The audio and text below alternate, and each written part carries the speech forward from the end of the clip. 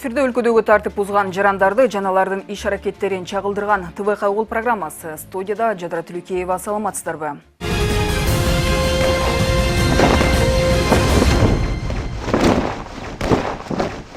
Өткөн аптада Борбор калабызда жол кырсыктарынын саны арбын болду. Мындай кырсыктардын бирине 28 март күнү НТС каналынын чыгармачыл тобу да кабылган. Аталган кырсыкта Асол Молдахматованын чыгармачыл тобунун оператору жабыркап, учурда ооруканада дарыланууда. Дагы бир жол кырсыгы мындан мурда Карл Маркс көчөсүндө орун алып, анда жаш айдоочу рулун башкара албай бакты сүзгөн. Окуя болгон жерде айдоочу көз жумуп, башка жабыркагандар болгон эмес. Бул окуялар туурасында биздин алгачкы материал.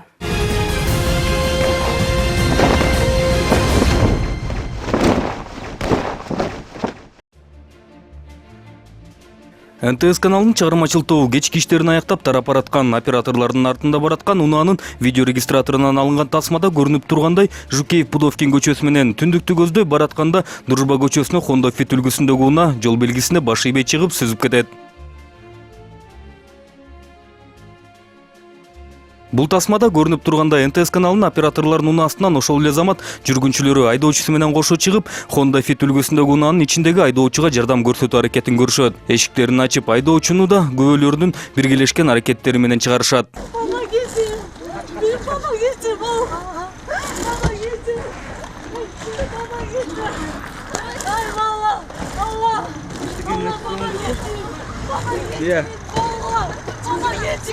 Алла! Ай, Алла! Надира, успокойся. Надира, успокойся. Успокойся, все, тихо. Надира. Помогите ему. Сейчас помогаю. Помогите ему. Алгач эсин жоготуп алганбы же шок болуп отура бергенби, иши кылып чогулгандардын аракети менен Honda Fit үлгүсүндөгү унаанын айдоочусун да чыгарышты. Жаш бала бакта жараша биринчи кароодон жабыркабаптыр. Ал гана эмес, экинчи унаанын айдоочу жүргүнчүлөрү менен сүйлөшүүлөрүн баштады. Давайте, безгай решим. Да, мы тоже не хотим. А вообще права есть у тебя? Да, есть. Сколько лет? 19. Он тоже не отрицается? Я не отрицаю. А ты что так отчаянно на таком малолитражке? Извините, я тебе просто... Давайте, не будем наезжать уже. Случилось, да. Главное, что признает и все. Это хорошо, ты жив. Ты же машина где надо. Ты мог в стол куда-то улететь и все. Ал эми экинчи унаанын айдоочусу колунан жарат алгандай. Улам колун кармап ооруп жатканын айтып, ага ордунан жүргүнчүлөр өздөрү биринчи жардамын көрсөтүштү.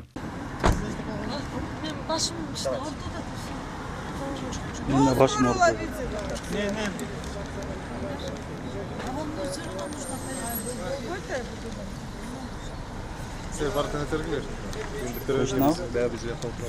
Ошондой эле Азамат Окенов аттуу оператор бала башы менен урунганын айтып жатты. Бирок кантсе да болгон окуяны ордунан колунда кармап бараткан камерасына чагылдырып алууга үлгүргөн. Айтсак, Honda Fit үлгүсүндөгү унаанын айдоочусу да ордунан күнөөсүн мойнуна алып жатты. Атын ким сен? Бербейле тур, чоңдор, байкеси келсин, атасы келсин. Канча жаштасың? 19-га чыгам буюрса. Өз күнөөлүгүн аласың да өзүң мойнуңа, Байкабай калдым, бирок фактически мен күнөөнү алып калдым. Күнөөсүн мойнуна алып, жаш айдоочу экинчи тарап менен сүйлөшүп, ордунан эле баарын чечишип алууну көздөгөн. Албетте мындай окуяларда эртеси башканы сүйлөп калышчу эле деп, НТС каналынын кызматкерлери калыстык үчүн ордуна тартип сакчыларды чакырууну туура көрүштү. Албетте ордуна тийиштүү кызматкерлер келип, окуя болгон жердин картасын чийип алышып, баары тең унааларын айыпына токтотуучу жайына жеткирип, териштирүүнү башташкан. Бирок орто жолдо анан Honda Fit үлгүсүндөгү унаанын айдоочусунун атасы келип, маселени башкача бүтүрүү аракетин көрдү көрүнөт. Тактап айтсак, жабыркаган тарапты коркутуп, уят сөздөр менен сөгүп, жабыркаган оператор анысын тартып алуу аракетин көрсө, бөлмөдөн түртүп чыгарып ийген. Тартыңыз. Тартыңыз. Өзүңүз гана жаман алдыңыз. Сөөмөңүз баке.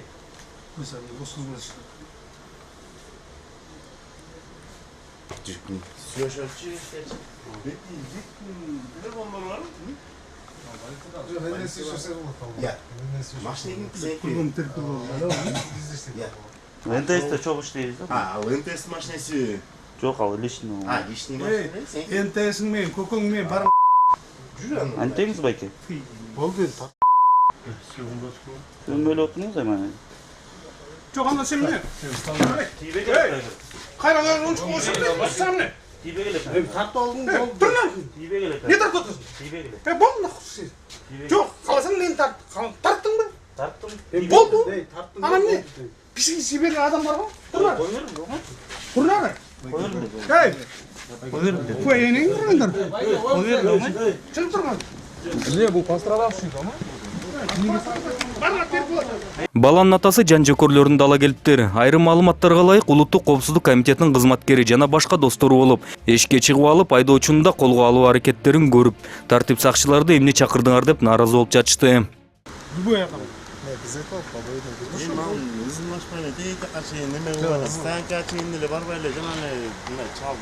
Gelgende birinci Yok ayke mınday da yok ayke andan emas da. Kölüp biz bugün ant kelbes керек. Sen balan çoğun öylege. Baştan ötülük. Men baştan avay ötken ayke. Mындан да жаман авай ötken. Özün balan var. Hazır sıramda oldu bayke. Bayke de dönüp спокойно элемент койсоң да. Dönüne tartып кетет. Эч жакка чыгарабыз. Ошол болуп атат да азыр. Это целая съемочная группа. Сіздерде сүйлөшөлү келгиле деп мына биздере сөзгө тартпайсыңар, биздере бар. Биз тартыш керек. Силер сүзүп алды эле келсе эле аны тартып бересиңер. Болбойт да. Биз тартыш керек. Байка келип кимдеги Сиздер жандан бери ошо хозяин ким депчи. Мына хозяин деп кой. Эми жасап берели деп атабыз биз. Сүйлөшөлү десесиң мына сен келип тартып атасың. Тартыш керек. Имею право да. Тартпайлы кой аны эмне ким? Ал эместине тетиги гаилер деле айтып атасың. Тартпайлы кой. Арка диспансерге барып тапшырып келдик. Мас болсо жүргөнбү. Кырсык улуу адам башына Сенин деле башыңа келет анда. Өзү машинада болчу бирде, өзүнүн шокун эле жок. Өлбөй биз деген жок. Абайле тартмак мындай элечи өзүбөчү. Анан тиги байке сөгүп менен Сен тартпайлы койсоң, Ан байкени тартпайлы байке эле эмес, андан бөлөгүнө деле жаман болот. Жол кырсыгынын катышуучусунун атасы достору менен кандай аракеттерди көрүшпөсүн тартип сакчылар баарын мыйзам чегинде жыйынтыкташты. Ал эми баарын кылып коем деген баланын атасы учурда жабыркаган айдоочу менен телефон аркылуу байланышып, анын жетекчилерин жана бул түнү башынан жабыркаса да окуяны тасмага чагылдыруу аракетин көргөн оператор баланы өлтүрүп кетем деп коркутуп жаткан кези. Ошондой эле учурда оператор бала баш мээси чайкалган деген тыянак менен ооруканада дарыланууда.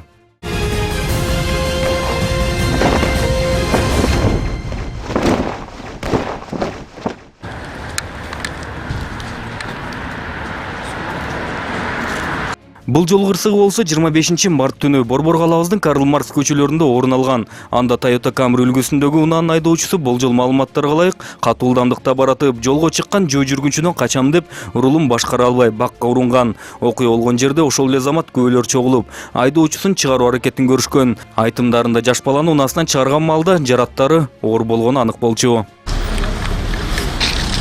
Ордуна тез жардам кызматы келип, балага ордунан жардам көрсөтүү аракетин көрүштү. Бирок тилекке каршы ак халатчандардын аракеттери текке кетип, бала ордунан көз жумду.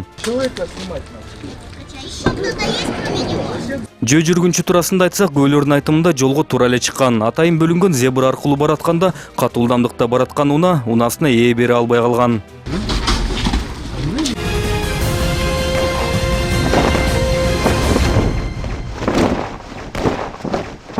Масабалда унаасын башкаргандар да кезигип жатты. Кайгул милициясы бул багытта иштерин улантып, бир катар тартип бузган айдоочуларга протоколдорду толтуруп, унааларын камашкан.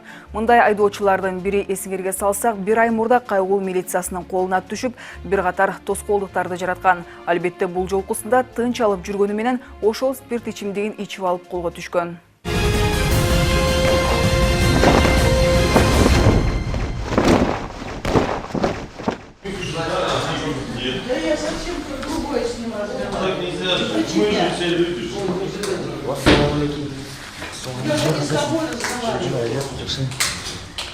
Наркология бөлүмүнө биздин чыгармачыл топ кирер менен мынтип качып жаткан бала кайгул милициясы тарабынан спирт ичимдигин ичип алып айдап жүрөт деген шек менен кармалган. Ана мынтип анысын тактоо үчүн ак халатчандардын колуна алып келишкен. Айтсак, бул бала мындан болжол менен 1 ай мурда эле так ушундай тартип бузуу менен кайгул милициясынын колуна түшүп, алар токтоткондо баш ийбей качып, унаасынан чыга калып, унаа меники эмес деп, мен жөө жүргүнчүмүн деп ызычу салган. Анда бул жигит менен 3 сааттай алышып отуруп гана күбөлөрдүн көзүнчө өздүк кароо жүргүзүп, унаанын ачкычын таап далдеп каттап беришкен. Өзүм болсо жанында өзүн тактоочу эч кандай документи жок болгондуктан 1-май ички иштер башкармалыгына алып тапшырып беришкен.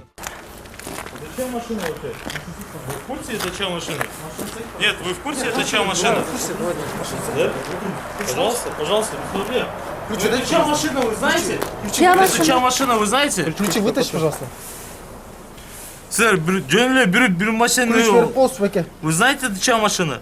Ключи дайте, пожалуйста. У меня нету ключей. Вы знаете, чья машина это? Документы? У меня нету никаких документов. Вы знаете, чья это машина? Вы же заехали сюда. Кто заехал сюда? Я вообще мимо проходил. Бул жолкусунда болсо бала өзүн тынч алып жүрдү. Наркологияга да келип унчукпай отуруп берди. Болгону биздин чыгармачыл топтон гана жашынып, улам бетин катып отуруп гана анан ичкендигин текшерүүчү түтүкчөнү үйлөп берди.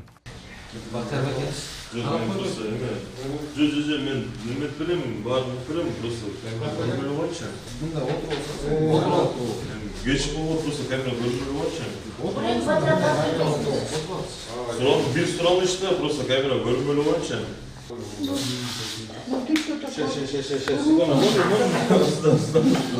Уголок, ну что? Сейчас я тебя на горох поставлю. Можно просто тут раньше наш пойдем вот. Ай-яй-яй. Че так долго?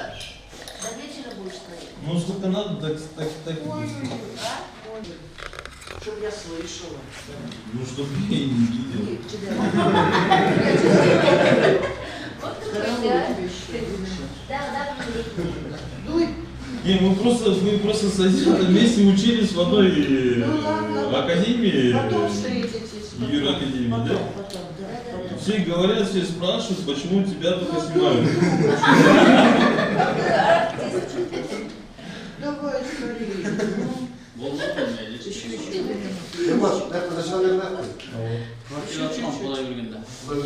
ты что, будешь стоять? Нет, сейчас. А то сейчас отберу телефон. Эркелеп жашына отуруп үйлөсө да үйлөп берди. Текшерүүнүн жыйынтыгы айдоочу баланын спирт ичимдигин ичип алгандыгын тастыктап берди. Баары такталган соң анан унаасын айыппунда токтотуучу жайына өзүн кошуп алып кетишти.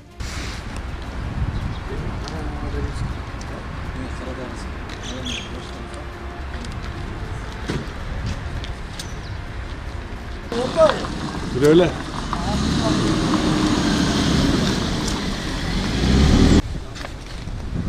Алдыңғы сол фаразын көрдіңіз, ә? Азиат, пожалуйста, не снимай его, да?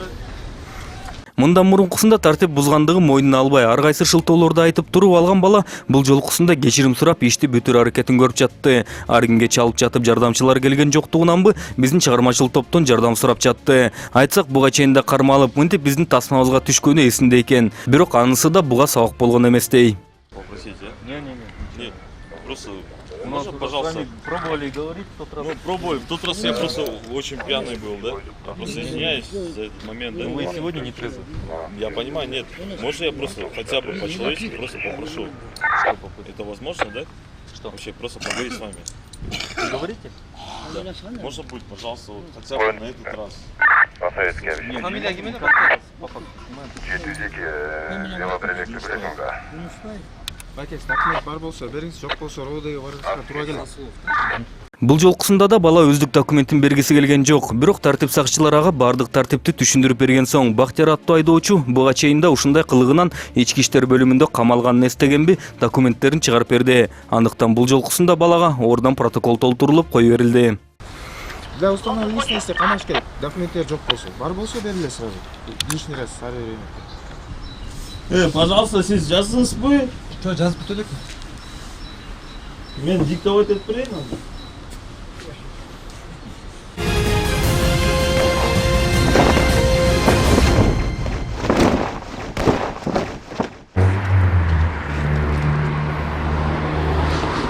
Все сняли, туда камеру подачи сделай. А что? Ну камеру снимай, где снимаешь. Майки, а вы кто? Я человек, гражданин. Бул айдоочу болсо мындан 2 күн мурда эле жолдо баратып чочун унааны чийип кеткендиги үчүн колго түшүрүлгөн. Жабыркаган унаанын айдоочусу ордуна тартип сакчыларды чакырып, бул баланы кетип калбасын үчүн кармап турган. Ордуна келген тартип сакчылар анан териштирүү иштерин башташканда баланын достору жетип келишип, тартип сакчылардын жана ордунда иштеп жүргөн массалык маалымат каражаттарынын кызматкерлерине да тоскоолдук жаратышкан.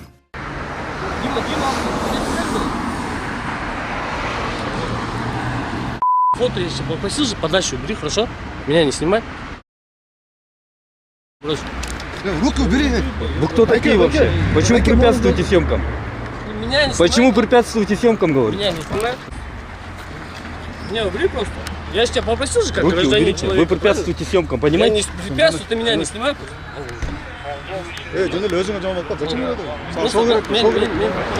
мындай туруп турду сага эчким. турган жокмун. Өзүң снимать этип турам. Нет, подачи под камеру. Туда машина, вот здесь стоит.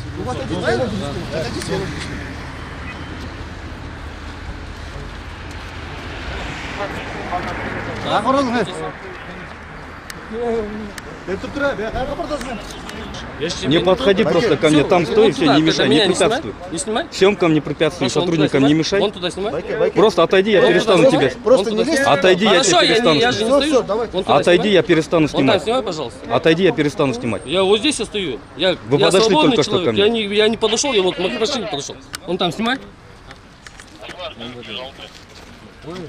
Ты же спачили? Мындай эле Сен воспрепятствованный турсаңбы? Ты спачили? Кол тартып бер. Мен сүйлөшө алайынбы? Мындай эле сүйлөшөт. Кол тартып отур бер. Отур.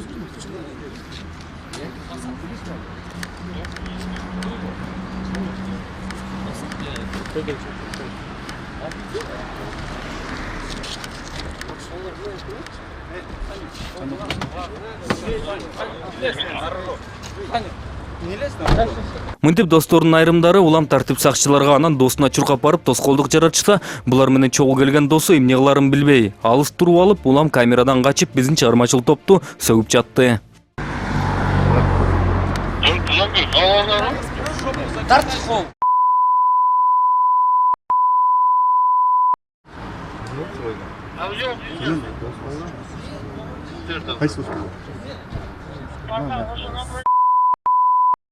Албетте ордунан айдоочу бала ачкычын катып коюп тартип сакчыларга бербей жатты. Ал эми жардамга келген достору кайгыл милициясы менен сүйлөшүүнүн жыйынтык көрө албай, биздин чыгармачыл топко келип сүйлөшүү сымал болуп жатышты. Эмнеге сымал, анткени бири акырын сүйлөсө, башкасы жанында туруп алып, кетип эле калгылачы деп буйрук берип жатты.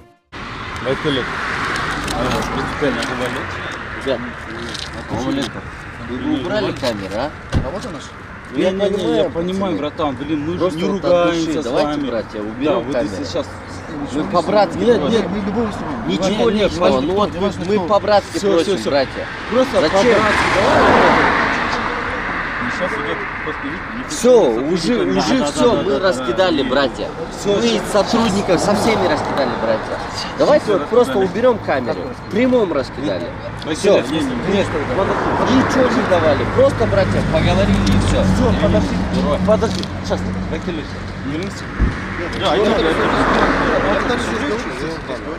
Албетте бул аракеттер текке кетип, айдоочу да ачкычын берип, акыры унааны айыпына токтотуучу жайына жеткиришти. Сюда, с края стань.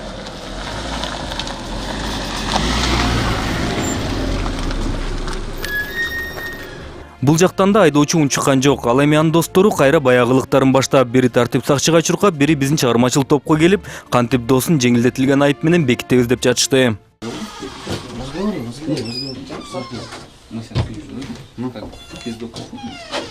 Я не знаю, сам там это... Нет, просто с вашей стороны, чтобы тоже, да? Пиздок. Будет? Я пакет. Я пакет. Ушундай болобу, да? Кандай как бездокка или интуиция, и все. Хорошо? Пока дружим, видно, что... Блин, как тут у меня сегодня день рождения. Просто суранышта сизде. Кандай аракеттер көрүлбөсүн, унасы камалган соң баланын ичип ичпегендигин текшерүү үчүн наркология бөлүмүнө алып келишти. Бул жактан анан унчукпаган бала өзүнүн шыктуулугун көрсөттү. Тактап айтсак, унадан түшүрүп жатканда качып кетүү аракетин көрүп, алдынан чыккан инспектор кармап үлгүрдү.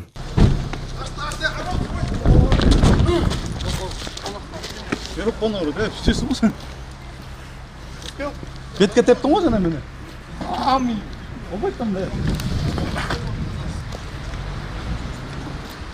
Ичкери кирген соң гана бала жашынып баштады. Ак халатчандар үчүн гана жылмайып бетин ачып, калгандар үчүн жашынып алды. Албетте текшерүүдөн өтүп берейин деди. Бул жолкусунда анын түтүкчөнү үйлөгөнүнө өзү текшерүүдөн өтүп жаткан тартип сакчылары алып келген башка чектүү тоскоолдук жаратып жатты. Тынч отуруп үйлөп берейин деген баланы үйлөбө деп оозунан түтүкчөнү соруп жатты.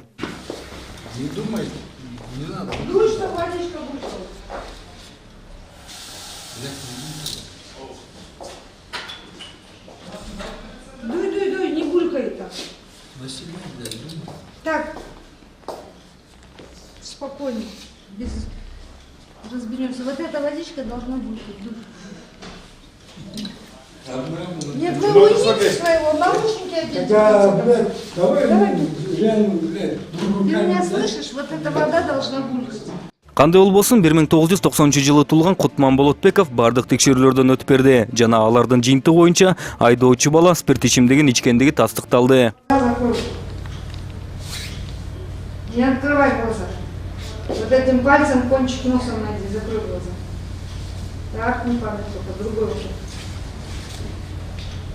Балага ордунан тартип сакчылар протоколдорун толтуруп кой беришти. Өздөрү иштерин улантып кетишти. Ал эми биздин чыгармачыл топтун аркасынан баягы досторунун баары чуркап чыгып, сөзгө тартуу аракеттерин көрүп жатышты. Албетте анан биздин жок деген жообузду уккан соң коркуткан бойдон кала беришти. Айтсак, достору мынтсе, айдоочу өзү биздин ишибизди колдойм деп ыраазы болуп кала берди. Мен сурап атпаймын. Жок, бир болгачы эми. Азиат. Съемка важна. Азиат. Жок.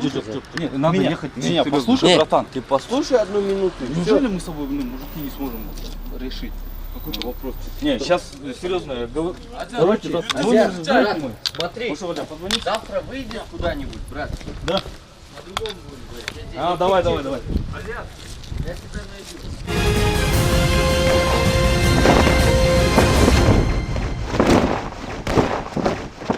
Ошондой эле ушул сыяктуу окуяларга күбө болсоңуз, экрандагы телефонго чалып же WhatsApp аркылуу байланышка чыксаңыз болот.